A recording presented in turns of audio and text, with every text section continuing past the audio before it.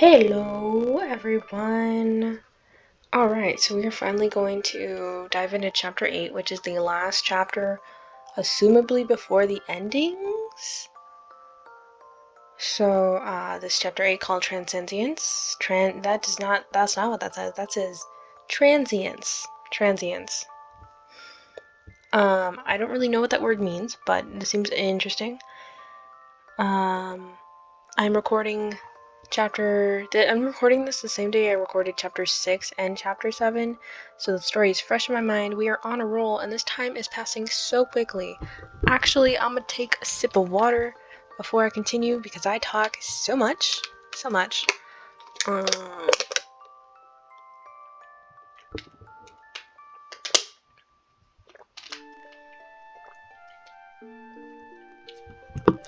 Alright, let's get into this. I am excited. I am so excited, actually. I'm very excited to finally finish this and start another game.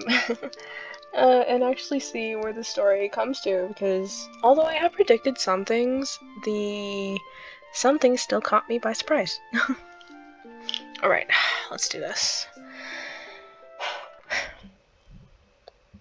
What in me is dark? No light, but rather darkness visible. But that is not me. Is this gloomy? Ooh, those photos drew me out a bit. Gilamy? Is it Gilamy? I bet you it's Gilamy. Oh my gosh. What is in me is not me. I fought with it, lived with it, survived. Yet we become what we subdue. If this is true, then I was never myself. Some nice photos. Pictures. Those are some nice pictures. I am not a monster.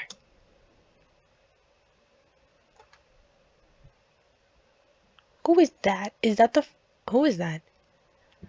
Who is that? Then what are you?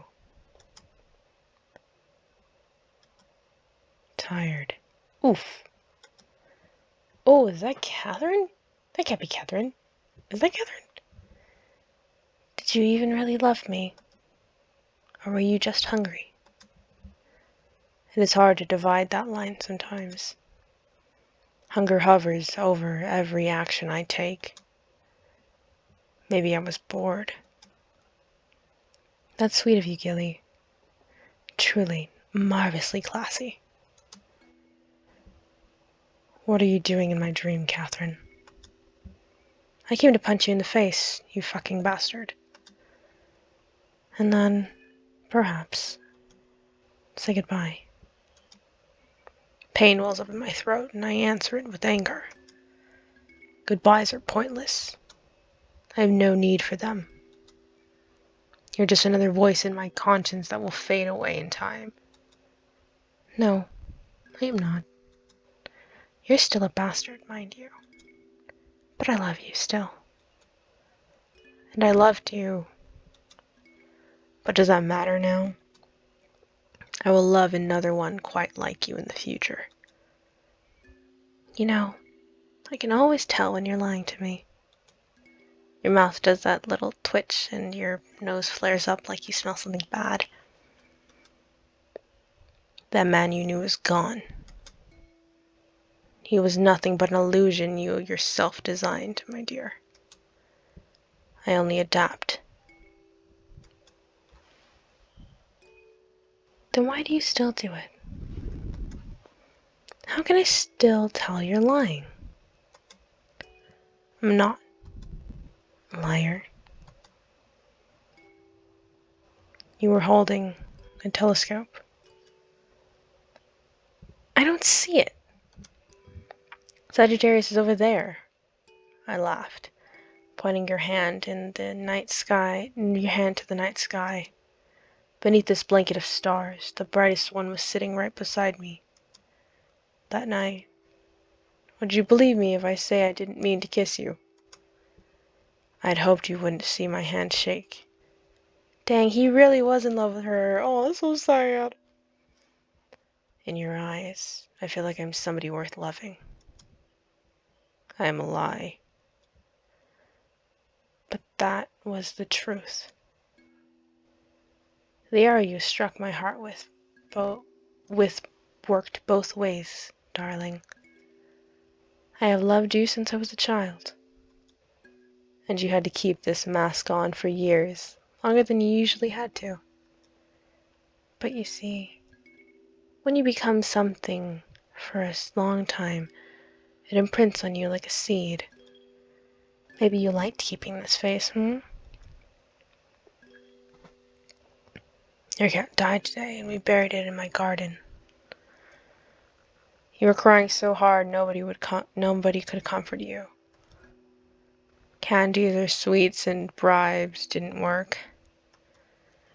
In my desperation, I said, everything dies, as if it was a truth worthy to be told to a child. Did you know that the baker's dog also died? Things die, so please don't be upset. Your eyes stared up at me. To my surprise, you began to laugh. Gilly, you're such an idiot. The baker's dog also died. Are you really trying to cheer me up? I shifted uncomfortably in my boots, but your laughter had you in stitches.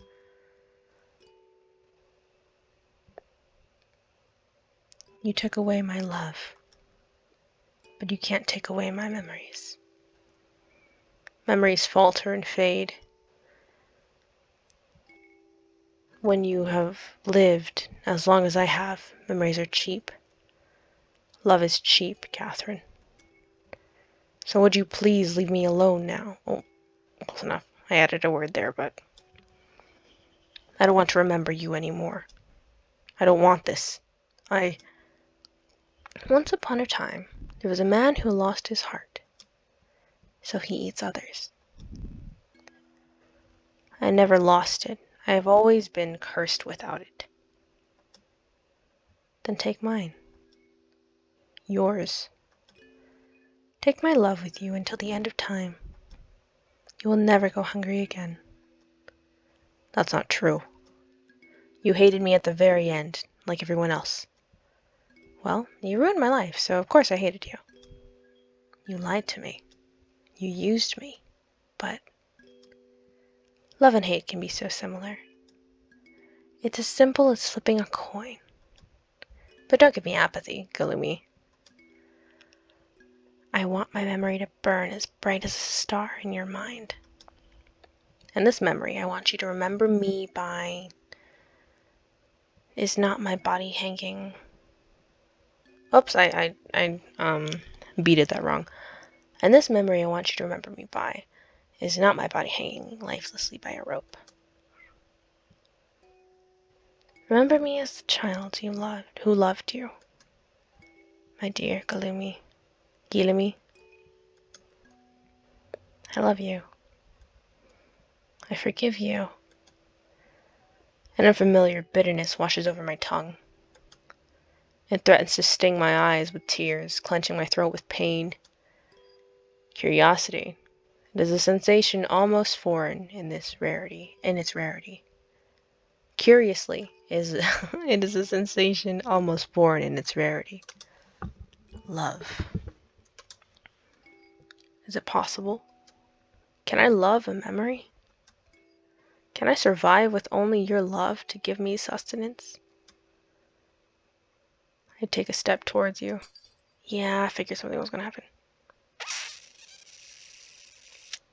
Oof, that spooked me though. Oof. Something stirred in my dreamscape, and suddenly you were not there anymore. Cheese. Okay. Real quick, I'd like to remind everybody that this has the mature filter off, so that I'm getting full everything that was on display. In case you forgot. Yeah, okay, here we go. I see you in the distance, a semblance of your visage upon a grassy hill. The sky is dark. The moon hangs ominously upon your head. Catherine, run! But you cannot hear me. My legs are draped in clear jelly. In dreams, everything is slow. Good point. I cannot get to you in time. Ooh, that's a horrifying image, but it's very fascinating. Your face begins to change. You are Catherine. You are Emily. You are Marcus. You are Psyche. Who's Marcus? Your head begins to snap and distort. The skin bubbles and the flesh tears to reveal the pulsing hide of the monster inside. Your glistening heart pumps in your chest. Your feathers pruned and majestic from recent feeding. Yet I am not afraid of this thing and its many mouths. Okay, first off, like, I know I said it earlier, but, like, this is actually a really interesting image. Like, I just want to take a moment to, like, look at it a little bit, or it disappears. Oh, moving on. This is nothing but a reflection, a mirror held up to what I really am. A slithering hand wraps around my neck and it lifts me from the ground. The pressure tightens as I struggle. One of your tongues licks at the side of my belly, and it's as if sampling the food before the course. Running away again. Content to starve yourself and feed off a memory? Pathetic. You still look like Catherine. Maybe that is the most painful part. I can't bear to look at you. Why starve yourself when there is plenty to eat? Why beg for scraps when you can gorge? Did you really think your life could change? You know better, son of beauty, brother of night, love. That is you. You are a sickness. Wherever you will go, this shadow will haunt you. Collect your trinkets by all means, relive your precious memories. But know that you will be nothing more than a hypocrite. A clean man walking in a mountain of filth. Open your eyes. Open them. Behold my true, glorious form. I am so scared of what's going to come next, but I just wanted to note that this seems to be the head that... It seems that, at least comparing Rosa and Guilherme, like guillotine, Guilherme, that they both have a voice in their head. Rosa's was mother, and Guilherme's seems to be this, which, if these are the given choices, I'd rather have mother in my head telling me I'm worthless than this dude. Alright, here we go. Okay, it was just a photo. Okay. Okay. Humans are insatiable. Men and women, they are all rabid for love. How many times have you been their toy? Humans are cruel to things they desire. Sorry, I read deserve and I got confused. I must be powerful. I must be on top. I control them instead of them controlling me. I will not be a piece of meat. Never again. Your face softens and the grip on my neck drags me close to your lips. Ooh, that's a nasty looking image. Oh, I'm sorry, I really hate saliva. I have to cover that real quick. You claim my mouth with yours, and it tastes just like honey. Spit ropes between our...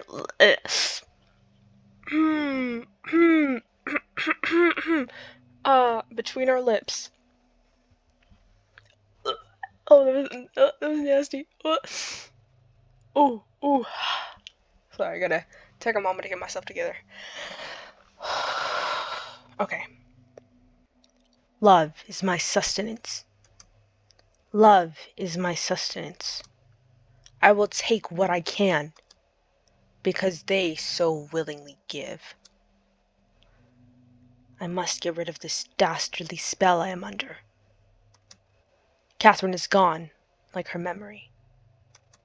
In the end, this was all an old, vile magic, a cheap parlor trick.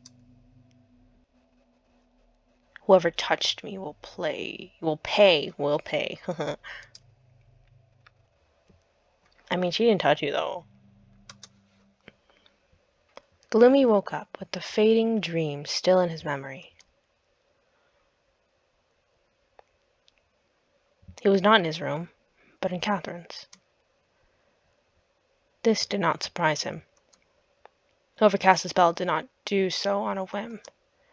To take him away from his sanctuary was to render him weaker. A pure white candle flickered on the table. Its flame looked as though it was ready to go out. I couldn't save you. I tried. I knew it was her. Rosa stepped out of the shadows. You! Gillamy stared at her with irritation. What is the meaning of this, Rosa? This is your doing? She looked at him with sadness. I was too weak to save you, Gloomy. Is there an option to save him? Is there an ending where we do save him? Probably not. Save me from what? From what you are. Gloomy's face crumbled into confused anger. I didn't expect such contempt from someone I trusted. Do you expect me to ask your forgiveness for what I've done, sire? Because I won't. I will stand by what I did. I will do it again if I can. But such a spell requires much preparation. You are not to do that again, do you hear me? I will not allow myself to be subjected to such an insult. I'm not doing anything that petty. I am trying to save you. I do not know what you're talking about. If you persist in this foolish behavior, then I will be forced to take action. Go ahead. I will simply try again. Stop it! Gloomy grabbed her shoulders, shaking her with irritation. They stared at each other in a heavy silence. I keep calling him Gloomy, even though I've decided his name is Guilherme. Whatever, just live with it. Guilherme somewhat regretted his forcefulness. Barossa did not flinch or look away, even at his outburst. There was no fear or fragility in her eye at all. She held her steady gaze until it was Guilherme who looked away. Why are you doing this? You should know how pointless it is. I had to try, Guilherme. If there is a way to save you, I am inclined to take it. I had hoped Catherine's memory might work on you. Guilherme, I cast a spell to give you her memory, so you don't have to resort to feeding. Guilherme recoiled from her like her skin was scalding to the touch. You! How did you? Rosa just stared at him, her eye clear and resolute. I know what you are, because we are the same. We are creatures that emanate desire and feed on love. I have lived with this curse knowing only a semblance of what I am. Mother taught me how to control it, even in her own twisted way. I was lucky, Guilherme. I wasn't alone. But you are. Rosa's eye bloomed with sadness. I can only imagine how hard that must have been. Guilherme staggered back in shock. So there was another one like him. A desperate hope clutched onto him like talons. Was that why he had taken her so without wanting to feed on her?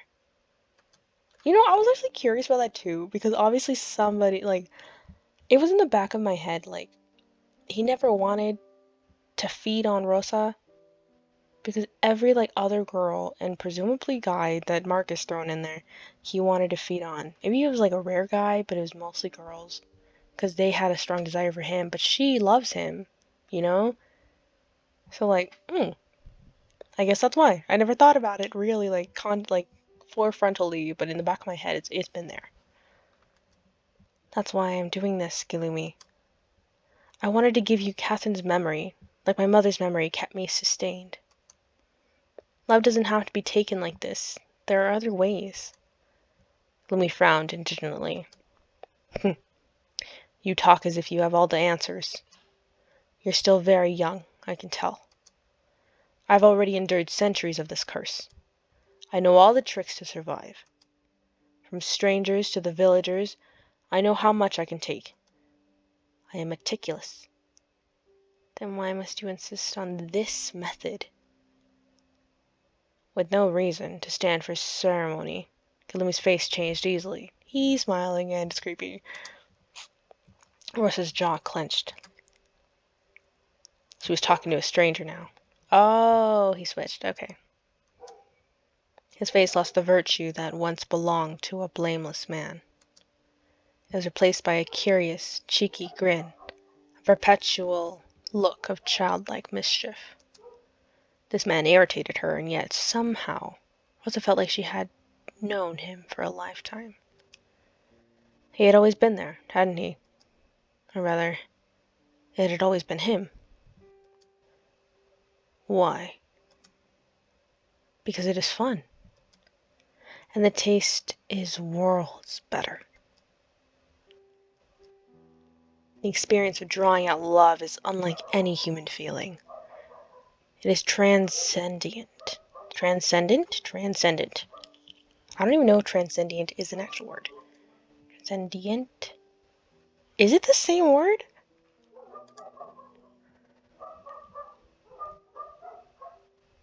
It is the only moment I feel alive. The only moment I feel like a god. Once you've had a taste of it, nothing else compares. You must try it. I bet you can only afford to be self-righteous because you don't know any better. You're wrong. I did it to Catherine. Oh, okay. I tasted her love, but I was able to stop myself in time. I knew it would destroy her. So that was you, hmm? It makes sense that Catherine's love for me waned. That never happened before. Desire can be controlled, Galumi. I do not wish to control it. Why should I?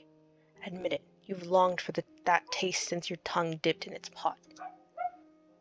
Rosa did not speak. She shifted nervously on her feet. Galumi went on. We were given this curse to endure, Rosa. Why must we scutter in a corner and humble ourselves? To whom do we abdicate?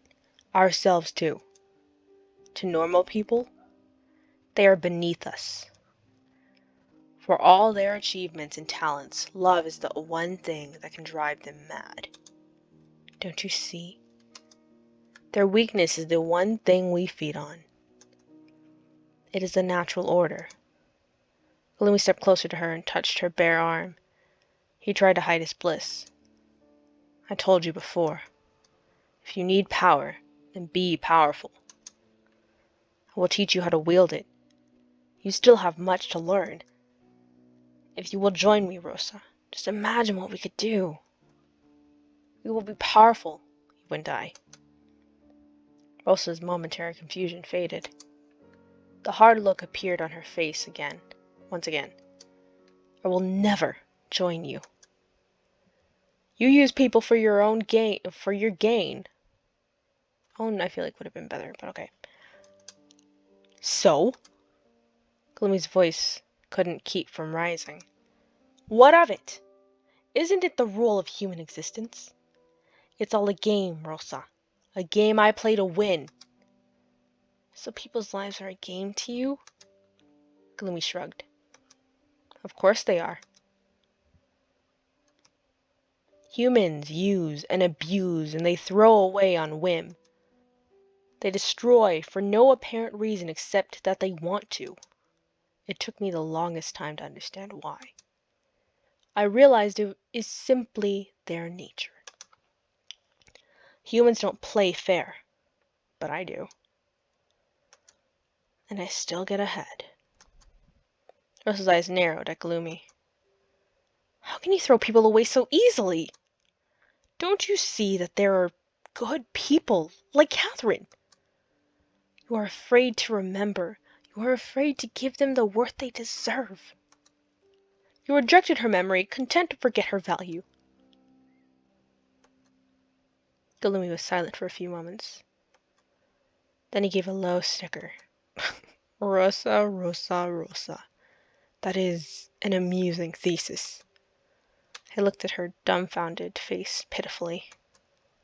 Another chuckle escaped. Gloomy couldn't help it. You got me all wrong, Rosa. I do not undervalue people. In fact, I love them. I revere them. I am grateful. Revere? I think it's revere. They sustain me, after all. That alone deserves all the appreciation and care I can give. I loved Catherine, with every fiber of my being. She was a kind soul. She tasted perfect. But I think you underestimate how long I've been on this dirty, forsaken rock. Good people are not rare and precious treasures. As such, they are not to be handled any differently from the rest. What? And all this talk about worth. Do you mean some people are worth more than others because they are kind? What if from now on I only consume bad people? Or how about those in the lowest caste of society? Ruffians, rapists, thieves. It is easy to be kind when you are privileged. But those poor, unworthy souls, surely no one would miss them. Would that make you feel better? Rosa faltered. That's not what I'm saying. That is exactly what you are saying. You're telling me I shouldn't feed because there are good people out there that deserve better. So if they're bad, is it all right? How terribly judgmental of you. No, every human being has a capacity for kindness or cruelty. To judge somebody on such a volatile detail, that is prejudice. After all, a kind man can mull the death of his fellow man no sooner than a criminal can turn a new leaf. The truth is, there are no good or bad people. There are just people. And I'm not picky. Stop saying that. You don't really believe that, do you? You hurt like me. You want acceptance like me. I know deep down inside you want something more. More than a feeding or a craving. You've written ooh, that was a good point. I fudged it. Okay. You've written as much in your diary. You sneaky little minx. Didn't I tell you you were not supposed to touch that? Stop. Please stop this, Gloomy. I implore you. Her pleading face stirred something in Gloomy, though the calluses in his heart had decades to harden. He snorted. Or what? What do you plan to do, little girl? Is that it? Is this your plan? Put on a light show and talk me to death? Surely you didn't think it would be that easy. If you have a different offer, I'm all ears. I thought as much. Is that what you think of Catherine, then? Nothing but cattle? Gloomy winced despite himself. I loved Catherine. I know you, too, loved her completely, whether you admit it or not. You can't take love without giving it, can you? Gloomy sighed in annoyance. Just another spoke in the old fun wheel. You're lying if you say you are not the least bit troubled by your actions. Let's start, Gloomy. The first step. It means you are not as cold as you want to appear. If you admit your guilt and take responsibility for her death, Gillamy waved her away with an indifferent scuff. I refuse. Her death was her own decision. I had no hand in that. With this validation, the assured smile came back to his lips. He shrugged. Who knows? Maybe she could have gotten better over time. Most people bounce back from the loss of love. Or not. Who really knows? Is it my fault she gave me everything? I didn't force her to. Which was only fair, like you said. I didn't hold back. That was an equal exchange. Rosa's throat went dry. Oh, love. Love is the strongest force in the world. But it is never pure. Always tainted, always poisoned. What are you talking about? Well, I had to shatter this vision you have of Catherine, but she wasn't so righteous. She was as selfish as everyone else. What? Think back, Rosa. Do you really think her sister's death was a complete accident? Wasn't it convenient? Wasn't I convenient for little Miss Paradise? I forgot how to pronounce this name. Paride? Paride? Yes, of course. Convenient and perfectly adequate. Sweet, boring, obliging Marquise de Goul. Wasn't he so easy to love? He could help her achieve her grand dreams, give her the good life that hovered just above, beyond her reach. After all, Gilumi didn't seem to have any plans of his own, did he? As if satisfied to only exist for her. Honestly, what a catch. What an impressive pedestal. Even when the core of his love poisoned her, she made no attempts to leave. I wonder why. Ah, now there's a question. Why indeed? Because she had hope, Gilumi. She stayed hoping her feelings for you would return. That was how much she loved you. Gilumi scoffed. Aw, how sweet of you to say. You really thought Catherine stayed with me just for love? And not at all because she was scared, insecure, comfortable? Gloomy tapped his chin in mock contemplation. Or maybe she just wanted so badly to be a marquise's wife. Such a proud girl she was. Must she settle for anything less? That will show all the people who used to scorn and underestimate her. They who called her sister a whore, the ones who called her and her mother mad. That will show them. Rosa took a shaky step back. It is not true. I won't believe it. Catherine was a kind person. So what? Does being kind justify selfishness? He is spitting some facts, y'all. He's spitting some facts. He got a good point. He got a real good point. Does being kind even save anyone? You are heartless. Maybe. It has been so long I can't tell. Always the love of self is first, Rosa. I don't take it personally. Shut up! Don't you ever get tired of justifying your hunger? So Catherine wasn't perfect, yet you simply pass the blame. All just excuses. The truth is, you just don't want to stop, do you? You're no god, no higher being. You're nothing but a common vampire, a monster! Gloomy's face twitched. Feeding on the love of people who love you. You must know how wrong that is.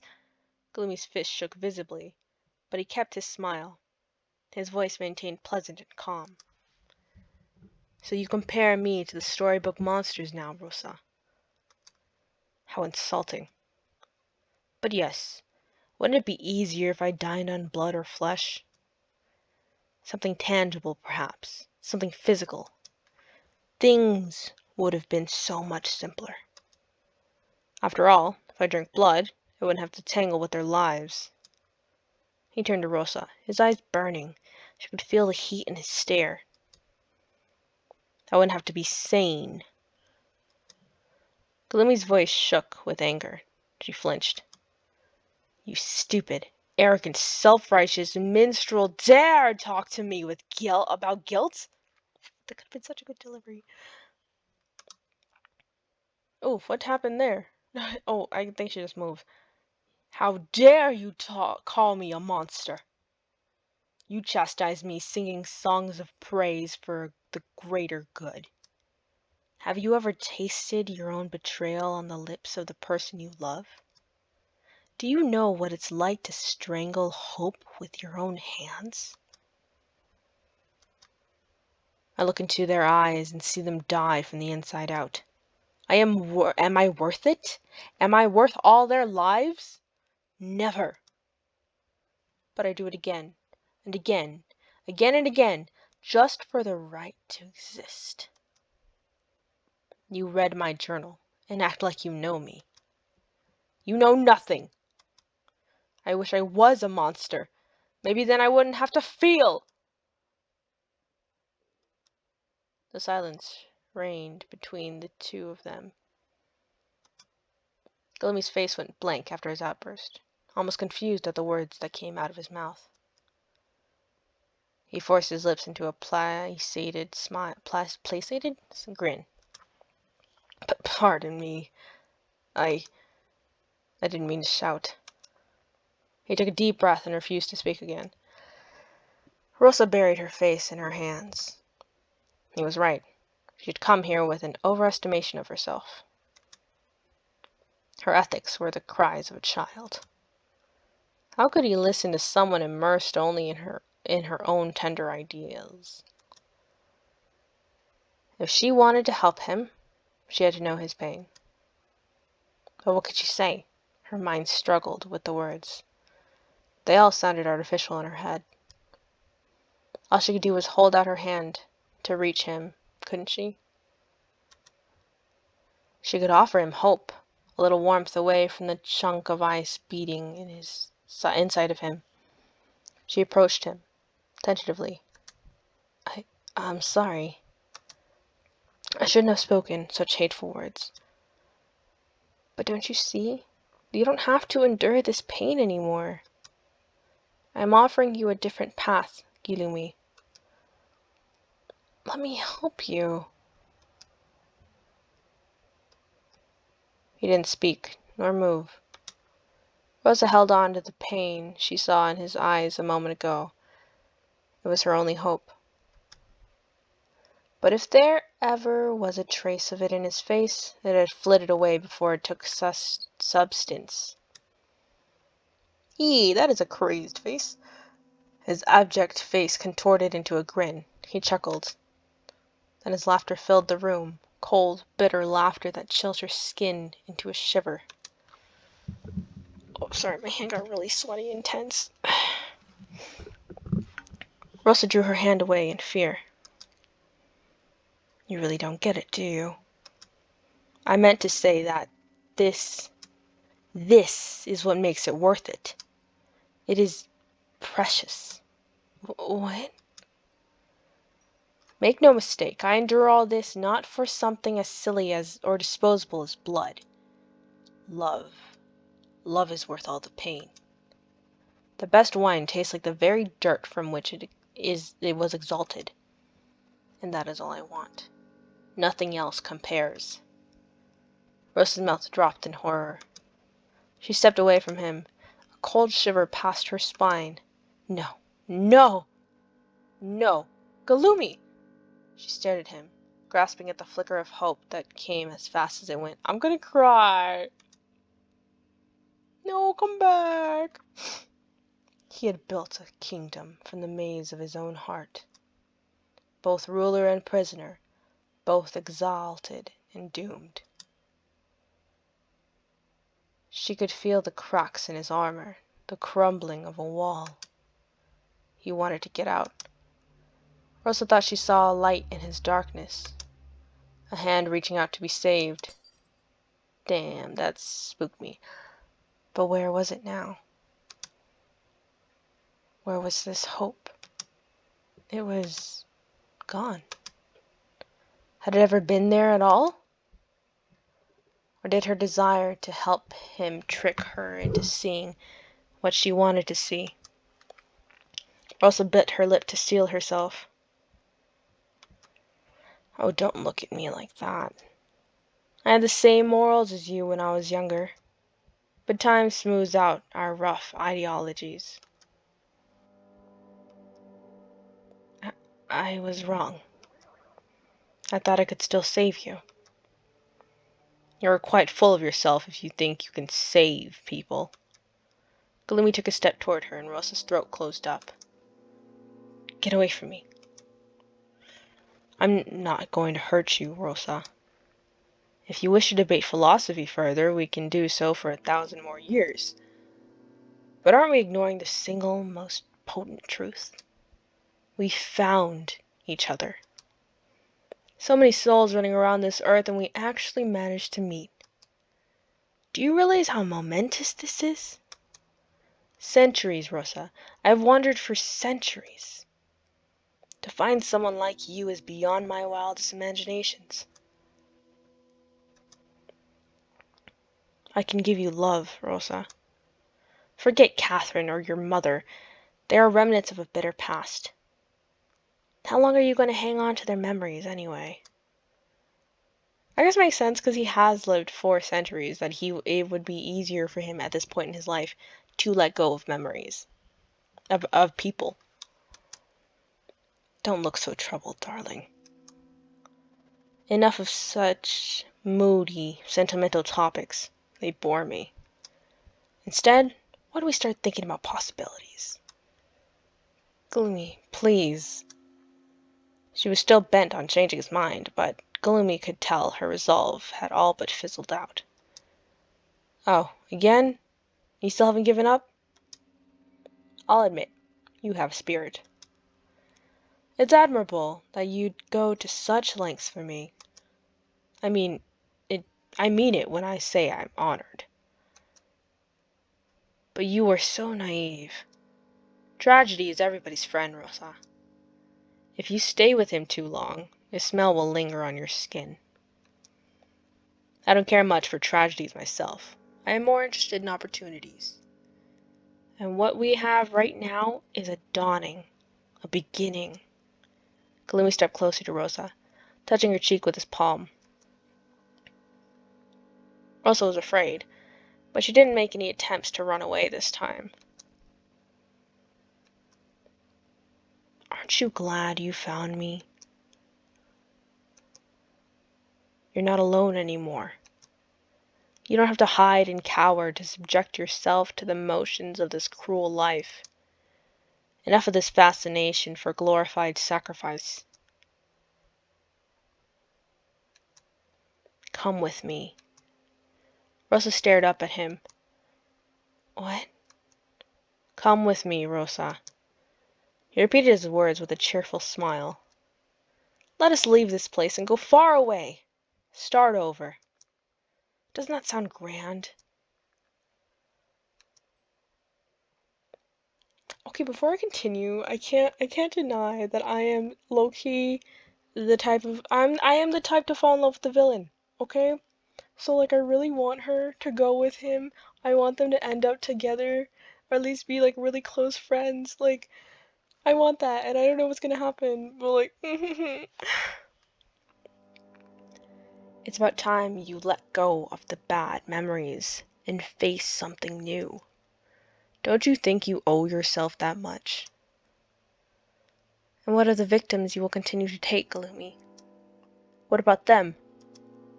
What about them? I care little for strangers. It is you I want to make happy, Rosa. Please let me. I need you as much as you need me. Rosa bit her lip. Honestly, just for the sake of curiosity. Like, wouldn't you want to know what would happen? I would. I do. Mother, I need you right now. Please let me hear your voice. She struggled with the pain in her heart. She was free falling. Mother? To hear her mother's voice. She had always been the ground she stood on. Both the pain in her bare feet and a place to stand. Whether she walked or chose to fly, that ground would be there when she landed. Such was the role of family. I am reading that in... Oh, sorry. Rosa's jaw clenched. I mean, she already said goodbye to her mom. She was all resolute, and now that she's not, that sucks. But it does make sense when you rely on something, no matter how bad it may seem or how toxic it may seem, when you rely on something and you resolute to leave it, but as soon as you start to kind of like trip out or not know what to do, you wanna fall back on that, and that's very sad and it's very common, but it's because it's what you're used to. Now she has to make her own decisions, like legit make her own decisions. She tasted the caustic realization in her mouth. Rosa? Oh my god!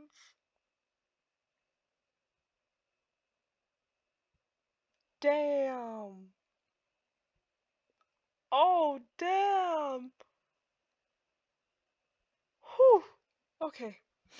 I wasn't expecting that.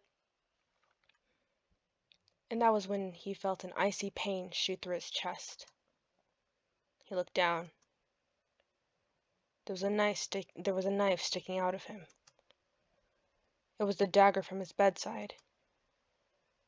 Little thief, he whispered as the wind got knocked out of him. I'm sorry. The blade clattered to the floor. Rosa's lip quivered. But I have to make this right.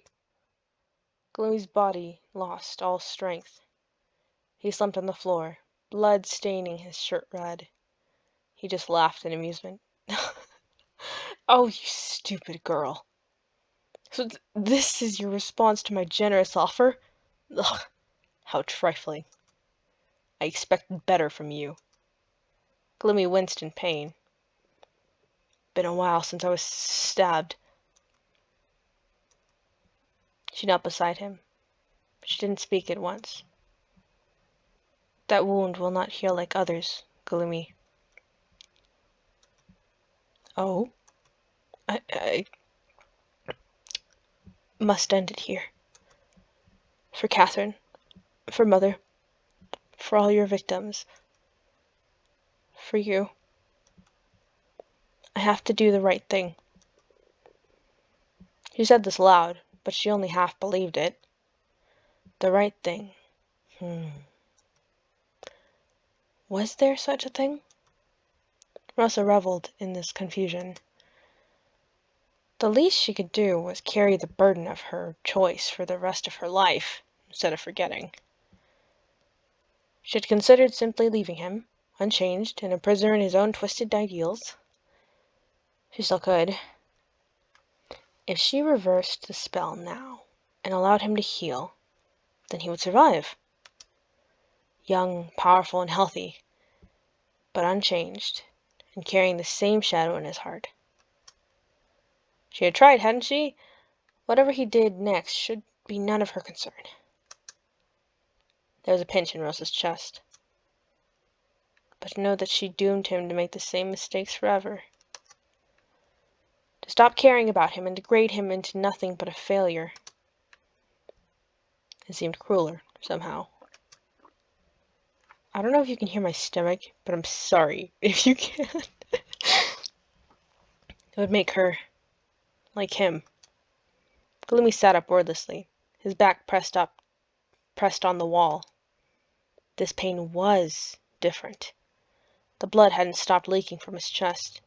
He coughed and liquid filled his lungs. It was getting harder to breathe. And part of him wanted to ask how she found a way to kill him. It seemed quite pointless now, a waste of precious breath. He sat there, bleeding, willing himself to anger. He thought of threatening her, demanding her to do something, but he didn't. He was surprised to find something else in his heart. Gratitude, of all things. Rosa held Glumi's hand as the blood continued to pour out of his wound. Dimly, Gloomy reflected that she really did have spirit. The courage to do what he could not. He used the last of his strength to lift up his hand and wipe away her tears. Don't cry. I'm fine with this. His hand lingered on her face for a while. She searched his heart for anger, for bitterness for this girl. He searched his heart for anger, for bitterness for this girl. But there was none. How curious it was to feel the steel in his heart and yet no hate for its wielder. How curious it was to know that this was all an act of love. Rosa, you are an anomaly. You confuse me. Maybe if he had listened, would he have... Maybe she was right. He could have changed. But it was too late for him, wasn't it? It had been too late for him decades ago.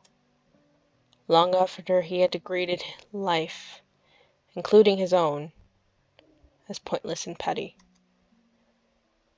That was the only regret. I wish we had met sooner. Me too. He took a deep breath. The pain in his chest throbbed with every breath. Still, it was only a distant buzzing in his mind. The pain was simply white noise. Rosa held his hand tighter. I'm sorry. Apologizing again. I thought I've made myself clear with that. Gloomy coughed and tasted metal in his mouth. He chuckled and wiped it away. Rosa, I was never strong enough to endure this life. But it looks like you are. That's good. You'll stay with me for a while, won't you? Please? Yes, Gloomy. Take my journal with you. It might help. I would still wish for you to start anew. Board the ship. The papers. Take the money in my office. Use it to build a new life. Gloomy coughed out red flecks of blood. He swallowed and his throat felt like it was on fire. He had a lot more to say, a lot more to tell her. He tried to speak as clearly as he could, despite the bulge climbing up his windpipe. Avoid. Small towns, they don't take to strangers kindly. You'll stick out. Like a sore thumb. Always present yourself as an ability or a person of influence. Give people another reason to think you're desirable. Otherwise they will fear and hate, and I missed it, damn it. Anyway, that what you did not understand, I'm assuming? His breathing was getting erratic. Also remember to... Shh. Please rest now. Rosa smiled sadly. Gulumi's eyes fell. Every breath seemed shorter than the last. Death gave the heart to a final gift of bliss. He savored this. Thank you, Rosa. The two of them crouched in a corner, cherishing each other's warmth for as long as it lasted.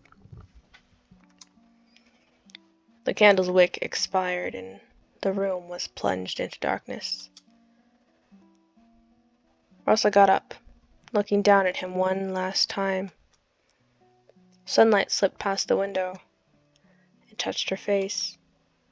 Rosa left the room to welcome the dawn.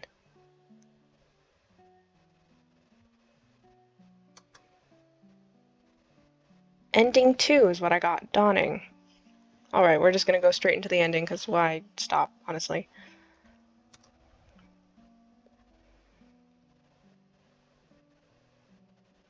And I believe these are the credits. Well, everyone, I managed to grab ending 2. And I'm assuming ending 1 is if we had grabbed the key instead. I am very sad that we ended up killing, or Rosa ended up killing Gilumi, but I guess it makes sense. At least she had the resolve to do it. Congratulations to her for resolving to do it, even though she really didn't want to. But now I'm curious, and I won't do it tonight, but I think I'll come back, see, or I'll look it up, maybe, how to get the different endings. And then I will come back with the different endings. So that'll be good. It's actually, if you made it this far, obviously, thank you for your time. But I also do, if you guys are into, one, visual novels, but also, this is my first visual novel, I believe, like the first one I've ever played, and definitely the first one I've ever played all the way through. I have a tendency to not finish games. I get bored. It's not my fault. Oh, interesting. Okay. So I guess this is an overview. Your main purpose was revenge. So these are my choices. You told Rosa that family is the most important thing. You convinced Rosa that Catherine was selfish. You wanted to read more of Galumi's journal. You made Rosa steal Galumi's dagger. You admitted that killing Galumi might not be the only answer. 30% complete. Fascinating. So it told me my choices so that I can make different choices. Okay. So in my next playthrough, I'll have to go back and replay the whole thing. I'll make the complete opposite of these choices, and we'll find out what happens. And then since I have that editing software, I'll just cut all the stuff that was similar, which means I'll have to go over a lot. It might take some time.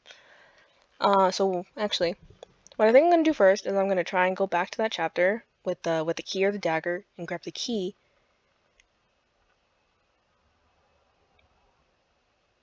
I don't know if that does anything. You know what? I'm just gonna do some experimentation. But in my next playthrough, I will choose the complete opposite of everything I chose here. And obviously we'll get a different ending, but we'll see if she still kills him in the end. Thank you for watching. It's nearly an hour long, just like a couple minutes short.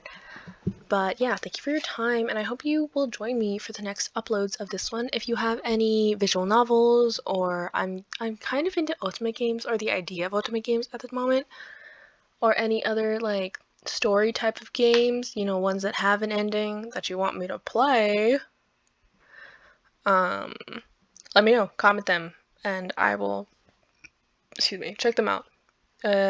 If you haven't checked out this game for yourself, it is on Steam. I believe it's free too, which is why I grabbed it, aside from it being called Cupid, and I love Cupid stories. That is mostly why, yeah, anyway. Yeah, it's on Steam.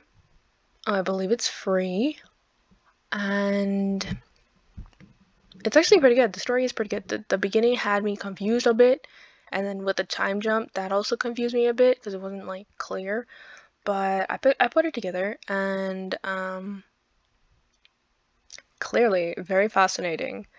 This story threw me. There were things that I could predict, like obviously like Gilumi is immortal or he's some sort of monster creature, whatever. And then I think I predicted that he is Cupid, like way back. Actually, I don't think that recorded, but I did predict that he was Cupid. In that I don't remember. It was like episode 3 or something, where or 4 with the flashback. before Catherine dies, like right before Catherine dies, I put together that he was Cupid. But I didn't know, I thought he was Cupid, like he was Cupid. I didn't know that they were a race or whatever. So yeah. Anyway, I keep saying bye and then talking more, so I'm just bye, okay? Thank you.